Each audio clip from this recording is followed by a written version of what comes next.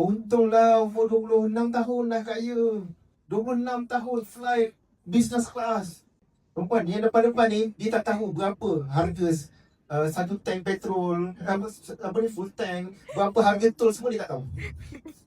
Sebab dia tahu bayar. Saya ingat harga makan pun dia tak tahu. Sebab dia apa dia nak makan bayar. Sebab makan bukan lagi kos yang mahal untuk mereka semua. Saya pernah lalui satu zaman, nak keluar, saya kira keluar rumah. Kalau saya keluar rumah, bawa kereta, sekali keluar saya kos akan habis RM30. Betul tak? Betul. Minyak dengan tol 30 mesti habis. Parking kita saving 100 bulan pun tak boleh. Punyalah susah zaman tu. Saya pernah lalui zaman tu. Jadi kalau saya cerita membina 1 juta yang pertama, saya bukanlah orang kaya cerita macam mana nak jadi kaya. Tak. Saya B40, miskin bandar.